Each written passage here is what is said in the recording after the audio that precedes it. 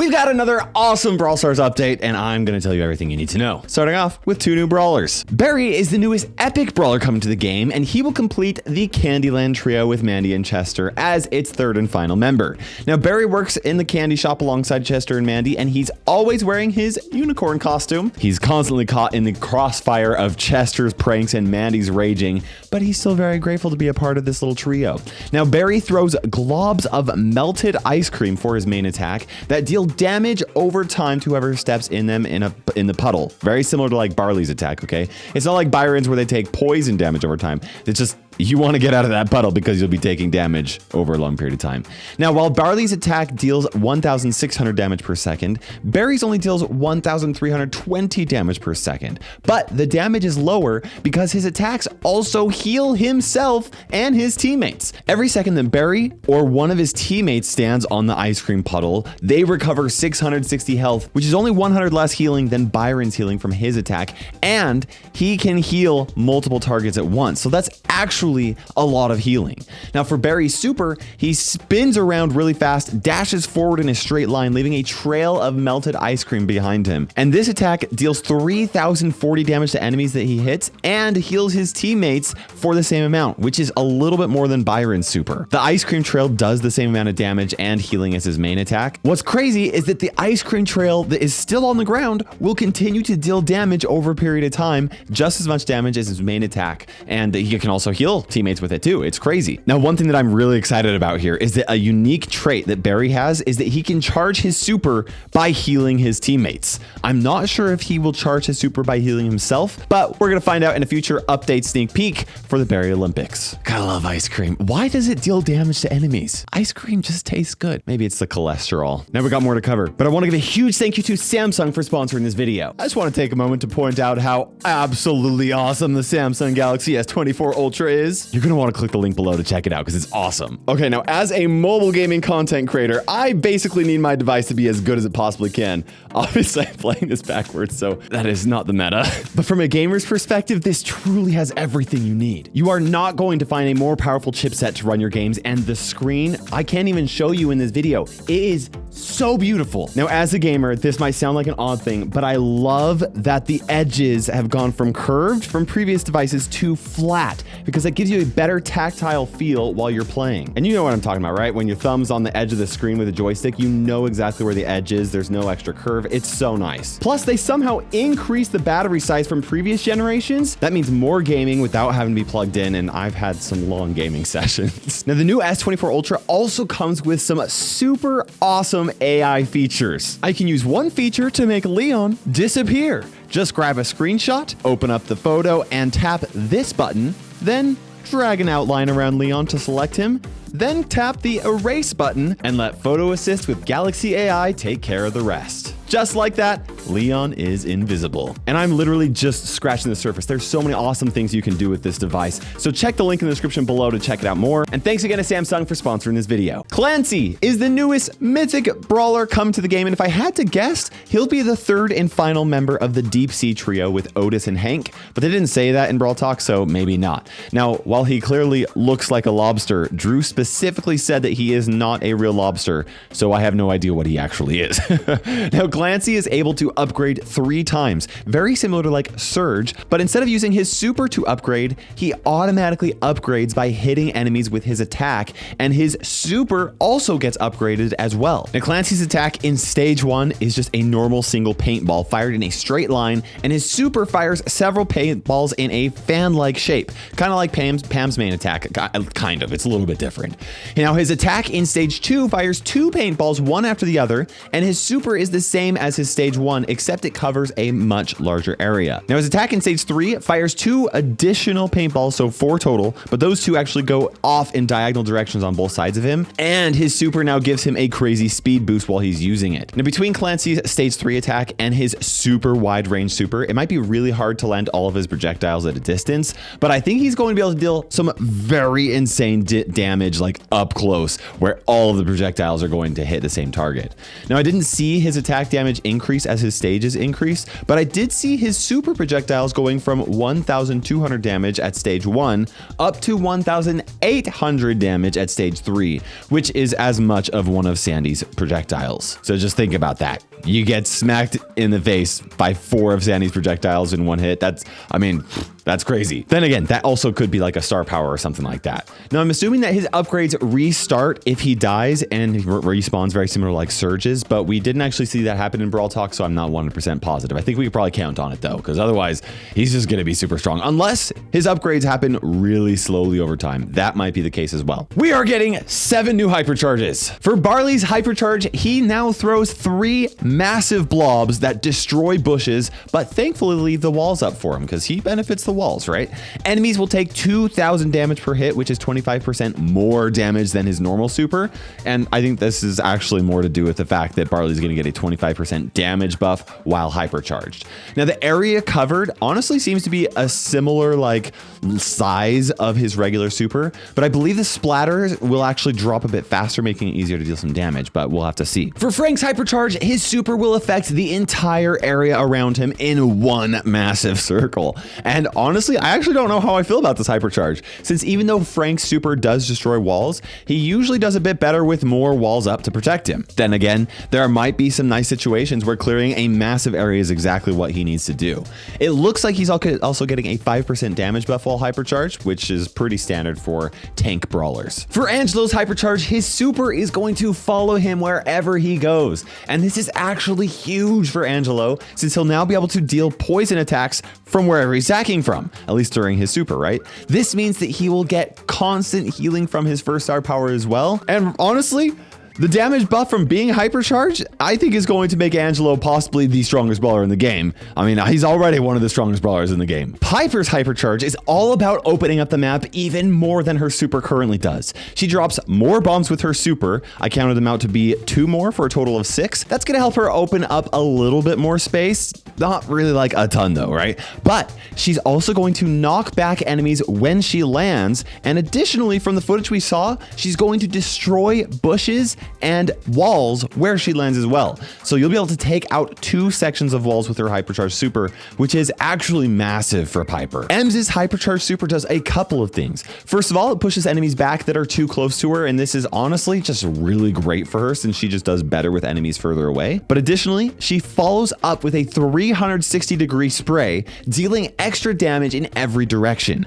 It does 901 damage, which might not look like a ton, but I actually think it's a lot considering the fact that this is going to allow Ems to just absolutely crush close range units. Like, an Edgar is just not going to be able to jump onto an Ems when she has her hypercharge supercharged up, because she can just drop it and like Edgar's going to die. There's nothing he can do. Now, Rico's hypercharge super has projectiles that bounce even further than normal, and I think we're all getting flashbacks to Rico's mutation in the last update, right? Now, depending on how far the range is, this might make Rico just like very strong. Keep in mind though that his super projectiles don't actually deal damage more than 1 time to each enemy.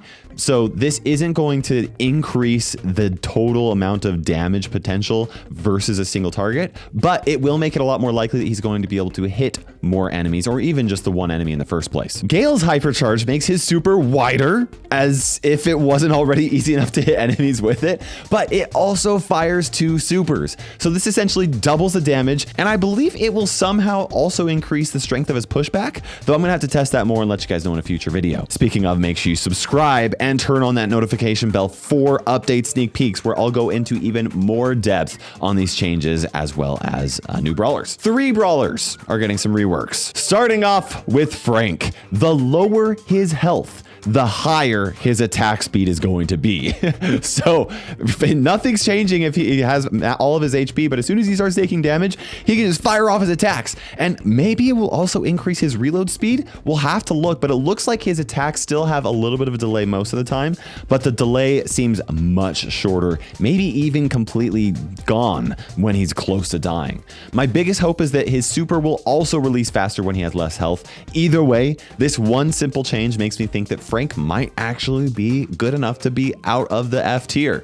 We'll have to see though. Sorry, Ken. If you know, you know. Meg is getting another rework. Is she the most reworked brawler in Brawl Stars history? She might be. She is now going to fire twice as many projectiles as before while in her mecha, but each projectile will deal 19% less damage. However, double the projectiles that each deal 19% less damage means she's going to potentially deal 62% more damage with every single attack. That is actually insane if you think about it. 62% more damage, that's crazy. But to make up for it, they're going to decrease her attack range, so she'll actually play a little bit more aggressively than before. With my eyeball measurement, her range is decreasing by about 1 tile, which is an 11% nerf to her range.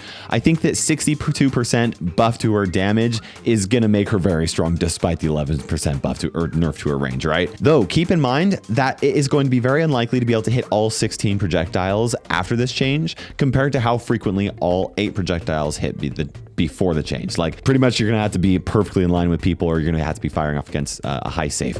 Oh my gosh, she's gonna be insane in heist. Chester is getting a small change. His first star power is now going to be part of his base kit. Previously that was that his attack will have a 4th stage with 4 bells, right? Now his new star power will make his single bell, when he only has just 1 attack, deal more damage. Believe that it is going to deal damage equal to 2 bells. That comes to 2,560 damage, which will make Chester quite a bit more consistent. Mega boxes are coming back to Brawl Stars. During a classic Brawl event, we are going back to pre-global Brawl Stars. And one big feature that people have been asking for ever since they were removed were our mega boxes. During this event, you will want to collect star tokens. And once you collect enough star tokens, you'll get a mega box. You can collect star tokens through a few different ways, okay? You'll be able to get one for your first win of the day. There will also be special game modes with star tokens active. I believe that if you win the match of the mode, you will be rewarded with star tokens. Maybe it will be twice the number of star tokens if you win, half of it if you lose. We don't know the specifics yet. There will also be special quests that will reward you with star tokens, and there will be a mega box challenge as well to give you star tokens. One thing that I'm excited about is that you'll either be able to open up the mega boxes right away or stack them up and open them up all at once. And mega boxes are special because they contain multiple items each. They could contain new brawlers, coins, power points, bling, skins, or even gems. Some of you longtime players will recall that boxes used to have free gems in them a long time ago. And honestly, my free-to-play account is very excited about this event. During Classic Brawl, there will be a few new game modes to play. During Mirror Match, all players will play the same brawler, and it will rotate among the original 21 brawlers. Based off of what we saw in the game, it looks like you'll be randomly selected to play one of the original 3v3 game modes as well. You know, heist, brawl ball, gem grab. This should be really interesting. I'm excited for the chaos. In Drum Roll, each character you defeat will change you into a different brawler. Everyone in the match will have to progress through a certain number of brawlers. So maybe you start with Shelly and then go through Colt, Spike, Nita, and end with, I don't know, Crow. And once you get a kill as the final brawler, you will win the match. This is very similar to like Gun Game in other games, which I'm actually really excited to try out. Now in both Mirror Match and Drum Roll, you'll play with the Classic modifier. With this modifier, brawlers are capped at level 9, and they'll only have their first star power, and you won't be able to use their hypercharges or gadgets. Now they didn't mention gears, but I imagine that they will be disabled as well. And you know what? I know that this is funny because they're taking features away that I love in the game, but I'm actually really excited to play Classic Brawl Stars again. Now later on in the Paint Brawl season, they are going to be adding a Paint Brawl game mode. The goal of Paint Brawl is to cover the map with paint. That's as simple as it is. The team with the most paint at the end of the match wins. Defeating enemy brawlers causes them to burst into paint. So not only do you want to get kills, but if you're going to die, you'd better do it where it won't splatter more paint for the enemy team, right? Also, it looks like there's some sort of paint covered ball that you can kick around the arena to cover it with paint as well.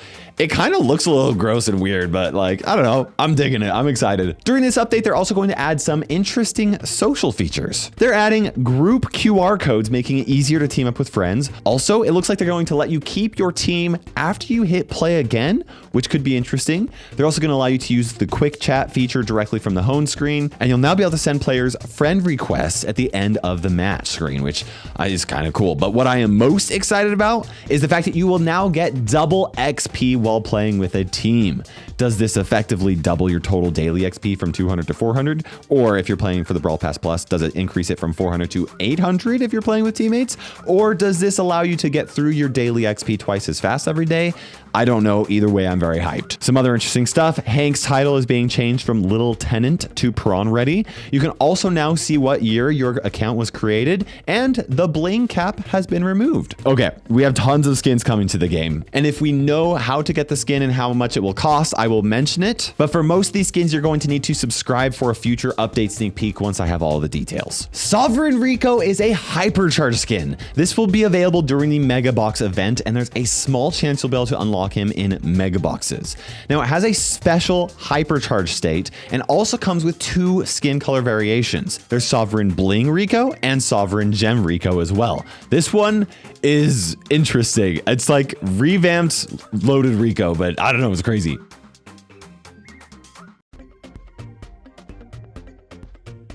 There's Stellar Shelly, modeled after Star Shelly, Sheriff Shelly, modeled after Classic Shelly, Deputy Brock, modeled after Old School Brock, Boomer Dynamite, modeled after Classic Dynamite, Rouge Rico, modeled after the Ricochet skin, and I don't know if any of these will have unique changes from their originals, but my guess is that they won't, and they'll just be the same. We'll have to see if there will be any additional ways to purchase these directly. Up next is Viking Bull, and this is actually a remodel from an old skin in the game, and there's also going to be a Norse Raider bull skin color variation. And the thing that I find funny about this is that this is the second time that they've remodeled Viking Bull. It used to be even worse. They're also remodeling Caveman Frank, and this looks so much nicer in my opinion. They're also adding the prehistoric Frank skin color variation as well. One remodel I'm not really sure how I feel about is Brock's base model. It's supposedly a fresh new look, but man, ooh, I don't know. Let me know what you guys think. Next are the Gods versus Monster skins released during the July season. Medusa M's is going to be the Brawl Pass skin, and if you buy the Brawl Pass Plus, you can also get the Fire and Ruby color variations as well. During that season, they're also going to release Poseidon RT, Dionysus Angelo, Athena Piper, and Harpy Melody, which will be the ranked skin of the season. Then there's Minotaur Bull. And yes, you Brits out there that say Minotaur, we call it Minotaur over here, okay? Anyway, I'll be doing a Minotaur Bull skin giveaway on my Discord server, so make sure you click the link below for a chance to get it. Now, during the Paint Brawl season, Jellyfish Sandy is going to be the Brawl Pass skin for August, and if you buy the Brawl Pass Plus, you'll also get Neon Jellyfish Sandy and Glowing Jellyfish Sandy. During that season, they're also releasing Tentacle Bonnie, Cuttlefish Jackie, Aquamarine Sprout, and Shell Blaster Gale will be the ranked skin for August. They're also doing 3 pirate-themed skins, including Sea Dog Ruffs, Buccaneer Barley, and Man of War Doug. Throughout the update, we're also getting Dragon Fruit Mr. P, which is a Supercell make skin won by Frankie, and Bubble Trouble Amber, which is a Supercell make skin won by Art Dre. She has roller skates, so I automatically love this skin. Also, Berry is releasing with the Dark Horse Berry skin, and Clancy is releasing with the High Stakes Clancy skin. And that is everything that we know from Brawl Talk, but we still have balance changes, all of the skin costs and animations, as well as a full breakdown of the 2 new brawlers, Berry and Clancy. So get subscribed, hit that button, turn on the notification bell so you don't miss it, and in the meantime, you guys can check out these other awesome videos. This one I think is particularly funny. It's my wife choosing the best and worst skin for every brawler in the game.